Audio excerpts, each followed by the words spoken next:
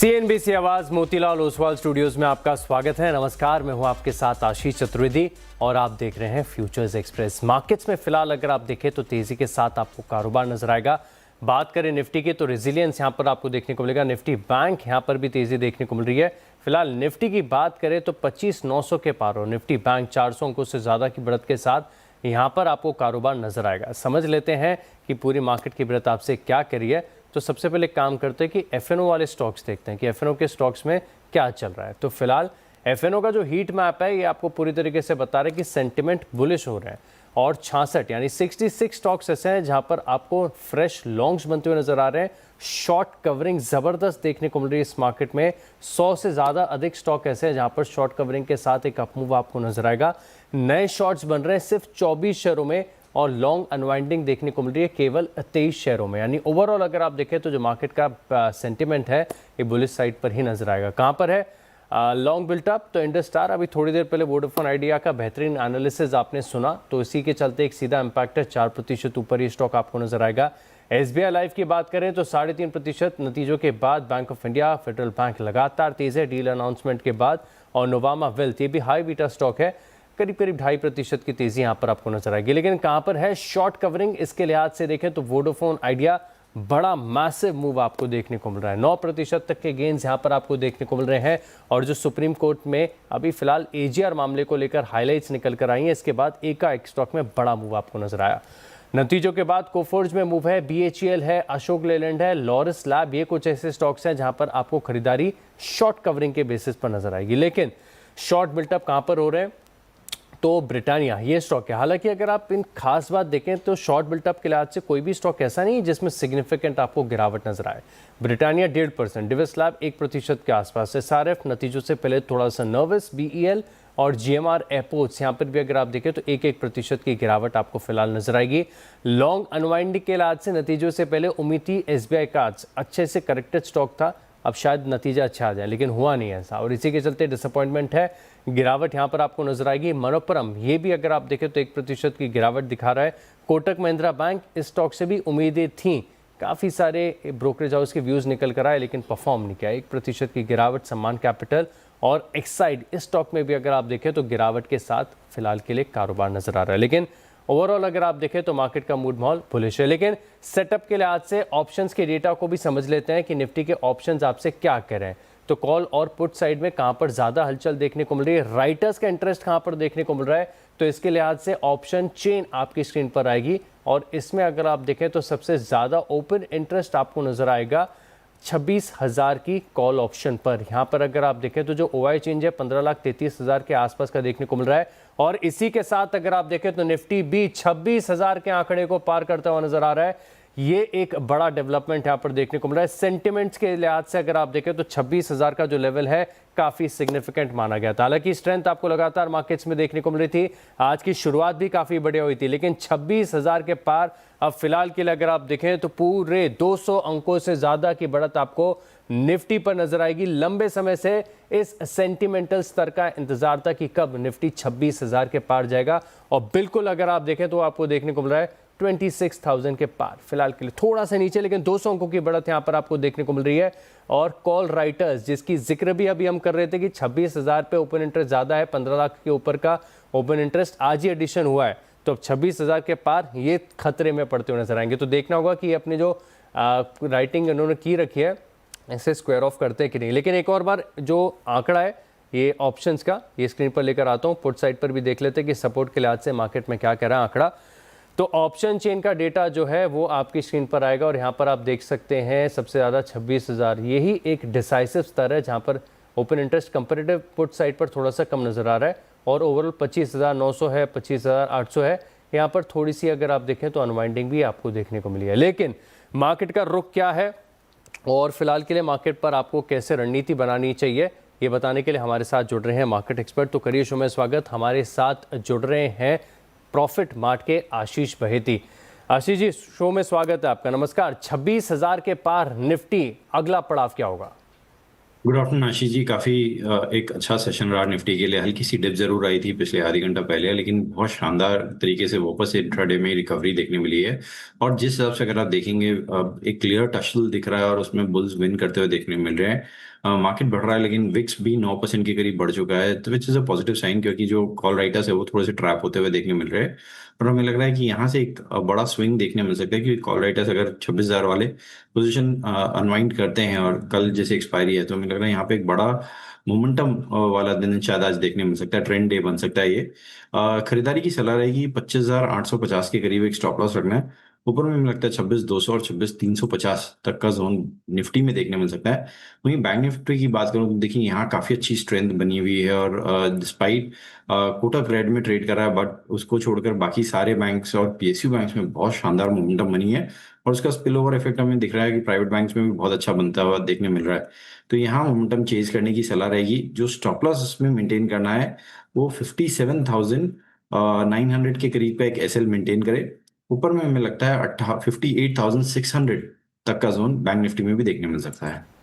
All right, तो बड़े targets यहाँ पर आपको देखने को मिल सकते हैं। तो निफ्टी बैंक दोनों पर आप नजर रख के चलेंगे। पड़ाव जो है फिलहाल के लिए पार हुआ है, तो आप यहाँ पर फोकस रख सकते हैं।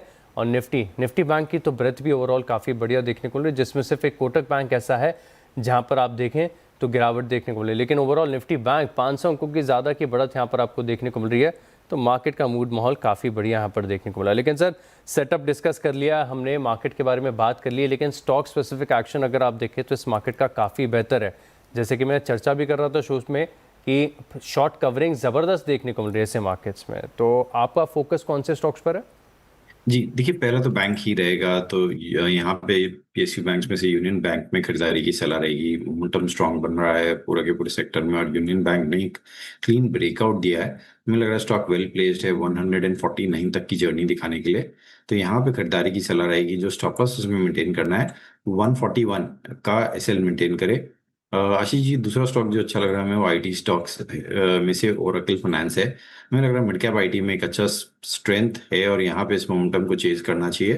ओरेकल फाइनेंस 200 डेमा के क्लस्टर पे है, तो यहाँ पे एक कॉन्ट्रा ट्रेड है ये। हमें लग रहा है यहाँ पे एक शॉर्ट कवरिंग अब इसमें देखने मिल सकती है। यहाँ खरीदारी की सलाह रहेगी। जो स्टॉप लॉस इसमें मेंटेन करना है वो 8,550 8550 का एसएल मेंटेन करे। ऊपर में हमें लगता है इसमें 8,900 तक का जोन देखने मिल सकता है। और तीसरा जो स्टॉक में काफी अच्छा लग रहा है वो है भारतीय एयरटेल। स्टॉक अपने ऑल टाइम हाई ट्रेजेक्टरी पे निकल चुका है। बहुत अच्छा एक ब्रेकआउट दिया है, बहुत स्ट्रेंथ के साथ इसमें मूवमेंट देखने मिल रही है इन लेवल्स पे। तो यहाँ पे सर्टनली इसको एक क्लियर ब्लू स्काई ट्रेजेक्टरी को चेज करना चाहिए। तो स्टॉप लॉस इसमें मेंटेन करना वो 2040 के करीब का एक एसएल मेंटेन करे। ऊपर में हमें लगता है इसमें 2150 तक का जोन देखने मिल सकता है।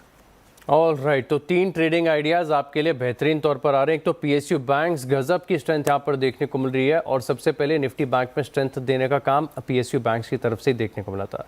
तो यूनियन बैंक ये स्टॉक चुना है। 149 का टारगेट, 141 रुपये का स्टॉप लॉस है। इसके अलावा कोफोर्ज के नतीजे और पूरे मिड कैप आईटी में जोश, ओरेकल फाइनेंस की हम बात कर रहे हैं। यहाँ पर आप देखें तो अच्छी बढ़त देखने को मिल रही है। 8,900 रुपये तक की क्षमता है, 8,550 सेफर साइड आप स्टॉप लॉस लगाकर चल सकते हैं। और साथ में अगर आप देखें तो भारतीय एयरटेल, क्योंकि ये तो बहुत ही ज़्यादा वेल पोजिशनड है। वोडाफोन आइडिया के अपने चैलेंजेस है, लेकिन कुछ भी सेक्टर के लिए अच्छा होता है तो वोडाफोन आइडिया के साथ साथ भारतीय एयरटेल, इसमें भी एक पॉजिटिव मोमेंटम आपको नजर आएगा। यहाँ पर आप 2040 के स्टॉप लॉस के साथ खरीदारी करके चल सकते हैं। 2150 के करीब का आपको यहाँ पर टारगेट्स देखने को मिल सकता है। बढ़िया मोमेंटम में 3% ऊपर ये स्टॉक कर रहा है फिलहाल के लिए कारोबार। ऑल राइट, तो चलिए इसी के साथ रुकते हैं एक छोटे से ब्रेक के लिए, लेकिन ब्रेक के बाद खास पेशकश है आपके लिए, बने रहे हमारे साथ।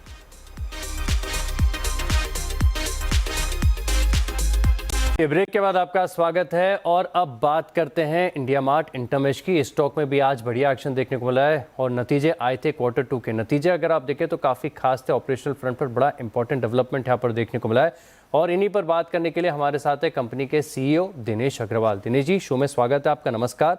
नतीजे में देख रहा हूँ कि नतीजों में अगर आप देखें तो थोड़ा सा मार्जिन्स पर एक कंफ्यूजन आ रहा है। वैसे तो इस क्वार्टर के दौरान कुछ ईसॉप्स के भी आपको वन ऑफ्स देखने को मिले, लेकिन अगर इन सब को हटाकर देख लें तो मार्जिन्स पिछले साल के मुकाबले कैसे देखने को मिले थे, और ऑपरेशनल फ्रंट पर ये तिमाही कैसी रही है? जी, तो मार्जिन्स पे बात करते हैं। मार्जिन्स अगर आप देखें तो पिछले साल ये 39% था, जिसको कि पिछले क्वार्टर ये करीब 36% था, और इस क्वार्टर ये 33% है।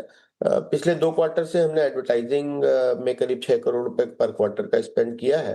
तो उसकी वजह से 2% का मार्जिन का मेन डिफरेंस है। और हमारी जो लॉन्ग टर्म गाइडेंस भी थी, जब 39% था, तब भी हमने बताया था कि हमारा सस्टेनेबल मार्जिन अबाउट 33% होगा, एंड वहीं पे हम हैं। वैसे क्वार्टर काफी ठीक रहा। हमारे लिए 11, 12, 14% की ग्रोथ आई है अलग अलग बिजनेसेस सेगमेंट से। और कलेक्शन ग्रोथ था, हालांकि स्टैंड अलोन में केवल 8% रही है, लेकिन अगर आप टोटल कंसोलिडेटेड लेवल पर देखें तो बिजी से सपोर्ट होते हुए कलेक्शन ग्रोथ भी अच्छी रही है। इस बार पेइंग सप्लायर्स में थोड़ा बहुत इम्प्रूवमेंट दिखा है, लेकिन जब तक वो सस्टेन्ड इम्प्रूवमेंट ना दिखे तो कुछ कहा नहीं जा सकता अभी। ऑल राइट सर, मैं देख रहा हूँ कि जो सिल्वर प्लान है कंपनी का, इसमें करीब 10% का प्राइस हाइक भी देखने को मिला था, और ये प्राइस हाइक बड़े लंबे समय के बाद है। इनफैक्ट शायद 2019 के बाद से पहला प्राइस हाइक आपका इस सिल्वर प्लान में देखने को मिला था। तो क्या इसके चलते जो न्यू एडिशंस हैं इसमें स्लाइट इम्पैक्ट है, और क्या दूसरे प्लान्स में भी प्राइस हाइक आगे क्वार्टर्स में देखने को मिल सकता है? तो प्राइस हाइक ज्यादातर अगर आप गोल्ड और प्लैटिनम में देखें तो टाइम टू टाइम होता रहता है, क्योंकि वो सिंगल इम्पैक्ट नहीं डालता। अलग अलग कस्टमर का रिन्यूअल और अलग अलग कस्टमर की सेल अलग अलग टाइम पे आती है। हमारे ज्यादातर कस्टमर लॉन्ग टर्म ड्यूरेशन के लिए प्री पेड रहते हैं। हाँ, सिल्वर में हमने प्राइस हाइक लिया है करीब 1 सितंबर से, तो उसका कुछ हिस्सा जो है हो सकता है कि ग्रॉस एडिशन पे अगले 4-5 महीने तक फर्क पड़ेगा। और जनरली जनवरी, फरवरी, मार्च में चीजें काफी उछाल पे रहती हैं, तो हमारा उम्मीद है कि जनवरी, फरवरी, मार्च क्वार्टर में ये जाकर स्टेबलाइज हो जाएगा। ऑलराइट, आगे क्वार्टर्स में स्टेबिलिटी यहाँ पर देखने को मिल सकती है, लेकिन साथ में अगर आप देखें तो सर थोड़ा सा बिजनेस सेंटिमेंट को समझना चाहते हैं। फिलहाल के लिए जो न्यू बिजनेस इंक्वायरीज हैं यूनिक तौर पर, वो Q2 के दौरान कैसी थी और अब तक डेवलपमेंट कैसा रहा है? हाँ, तो अगर आप देखें तो Q2 के दौरान करीब 12-13% वो बढ़ी है ईयर ऑन ईयर पे, अगर आप देखें। और उसका जो करीब 6-7% का ग्रोथ रेट तो पहले भी रहता था, और 6-7% का जो एडिशनल ग्रोथ रेट है वो हमारी गूगल एडवर्टाइजिंग की वजह से आया है, और वो वैसे ही मेंटेन रहने की उम्मीद है आगे भी। ऑल राइट, बढ़िया मोमेंटम यहाँ पर देखने को मिल सकता है। लेकिन सर आपकी इंडस्ट्री, ये कारोबार बहुत इंटरेस्टिंग है, और इसमें अगर आप देखें तो AI एक बड़ा मेजर रोल प्ले कर सकता है। तो फिलहाल के लिए कंपनी के जो AI लेड इनिशिएटिव्स हैं, इसमें कितना इन्वेस्टमेंट है, क्या डेवलपमेंट हुआ है अभी तक? देखिए, ज्यादातर पिछले 7-8 सालों से जो हम मशीन लर्निंग के मॉडल्स या डीप लर्निंग के मॉडल्स खुद से डेवलप करके लगा रहे थे, उनका फायदा हमको मिला है। मैच मेकिंग में भी मिला है, फोटो सर्च में भी मिला है, वॉइस सर्चेस में भी मिला है, लेकिन वो काफी लॉन्ग साइकिल के प्रोडक्ट्स थे। जबकि अब 2025 के शुरुआत से या 2024 के एंड से अगर आप देखें तो जो जेन एआई के रेडीमेड मॉडल्स हैं, उनको आप प्रॉम्प्ट के थ्रू जल्दी जल्दी ट्रायल एंड एरर कर पा रहे हैं।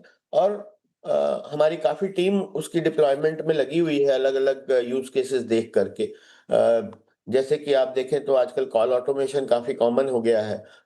इंडिया मार्ट से भी काफी कॉल्स जनरेट होती है कस्टमर्स के लिए, बायर्स के लिए। बायर्स का कॉल सेंटर होता है इंडिया मार्ट पे, तो हम वहां पे भी काफी काम कर रहे हैं। कैटेगरी साइड में अगर आप देखें तो इंडिया मार्ट की हजारों लाखों कैटेगरीज हैं जो B2B की हैं, जिनकी समझ किसी एक पर्टिकुलर पर्सन या के लिए मुश्किल है, और उतनी बड़ी कैटेगरी की टीम, डाइवर्स कैटेगरी की टीम बना पाना मुश्किल है। तो हम वहां पे भी कोशिश कर रहे हैं कि ये जेन एआई टाइप के मॉडल से कैसे कैटेगरी के इंटेलिजेंस को बेटर किया जा सके, ताकि आपस में बायर एंड सेलर का जो इंटरेक्शन है वो बेटर हो सके। तो इस तरह के कई सारे प्रोजेक्ट हैं जो चल रहे हैं।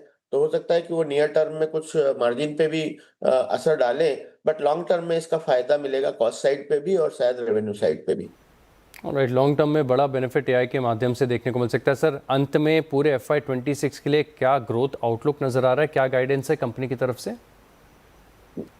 सर अगर आप देखें तो हमारा करीब 8 से 12% के बीच में कलेक्शन ग्रोथ रह रही है, और उसी तरह से रेवेन्यू ग्रोथ भी 9 से 12% के बीच में है, स्टैंड अलोन और कंसोलिडेटेड। तो अभी आगे आने वाली छमाही में भी हम लोग डबल डिजिट कलेक्शन ग्रोथ और रेवेन्यू ग्रोथ मेंटेन करने की कोशिश करेंगे।